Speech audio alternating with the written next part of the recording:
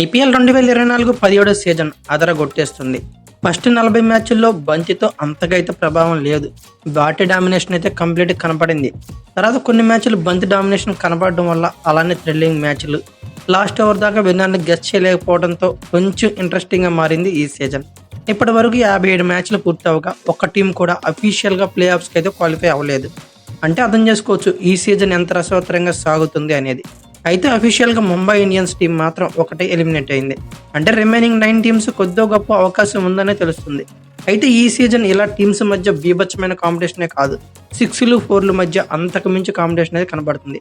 అలానే రికార్డ్స్ కూడా అంతకు మించే కాంపిటీషన్ కనబడుతుంది.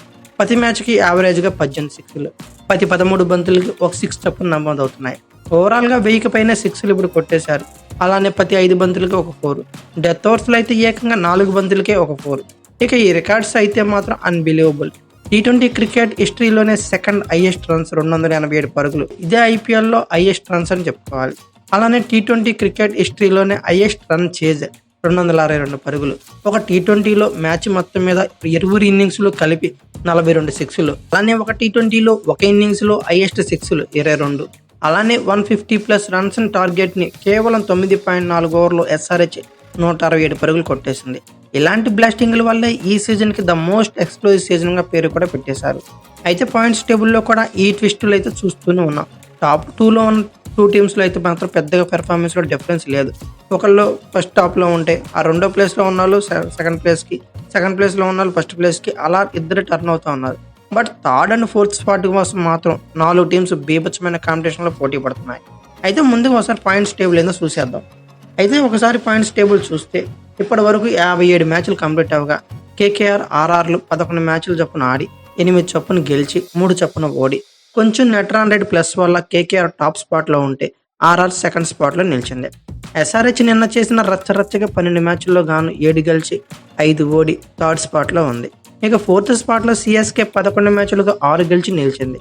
ఇక తర్వాత డీసీ, లక్నో సూపర్ జైంట్స్ కూడా మంచి రేస్లోనే ఉన్నాయని చెప్పుకోవాలి. అయితే ఈరోజు అసలు కంటెంట్లోకి వెళ్ళిపోతే ఇంపాక్ట్ ప్లేయర్. అసలు ఇంపాక్ట్ ప్లేయర్ అవసరమా? మాజీలేమో వద్దంటున్నారు. అసలు ఇంపాక్ట్ ప్లేయర్ వల్ల వచ్చిన సమస్య ఏంటి? ఈ ఐపీఎల్లో ఆ ఇంపాక్ట్ ప్లేయర్ డామినేషన్ ఎలా ఉంటుంది? అసలు నెక్స్ట్ ఇయర్ ఇంపాక్ట్ ప్లేయర్ అనేది ఉంటుందా? దీని గురించే డిస్కషన్. క్రికెట్ ఆడేది 11 మందే, కానీ ఓ ఆటగాడిని జట్టులోకి అదనంగా చేర్చుకొని బౌలింగ్, బ్యాటింగ్లోనూ ఉపయోగించుకోవడమే ఇంపాక్ట్ ప్లేయర్ నిబంధన. గతేడాది ఐపీఎల్లో ప్రత్యేకంగా ప్రవేశపెట్టిన ఈ రూల్ ఈ సీజన్లో చర్చనీయాంశంగా మారింది. ఈ నిబంధన అసలైన క్రికెట్ స్ఫూర్తిని దెబ్బతీస్తుందని చెప్తున్నారు. దీనివల్ల ఆటగాళ్లకు అన్యాయం జరుగుతుందని విమర్శలు వస్తున్నాయి. 12 మంది ఆటగాళ్లు తుజట్లో ఉండటం వల్లే కొంతమంది ఆటగాళ్లకు అవకాశాలు కూడా రాకుండా పోతున్నాయని మాజీలు ఆవేదన వ్యక్తం చేస్తున్నారు. ఐపీఎల్ 17వ సీజన్లో ఈ విషయాన్ని కళ్ళకు కట్టినట్లుగా కనబడుతున్నాయని చెప్పుకోవాలి.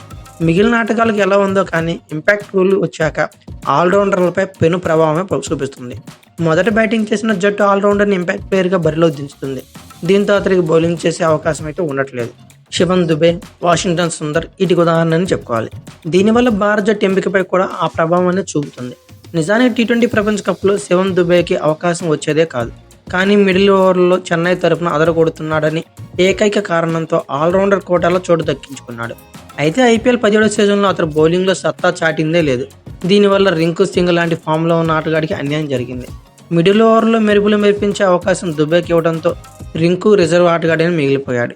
ఇంపాక్ట్ ప్లేయర్ పేరుతో అదనపు బ్యాటర్ని తీసుకోవడం వల్ల ఈ ఐపీఎల్లో రింకును కోల్కతా జట్టు ఫినిషర్గా ఉపయోగించుకుంటుంది.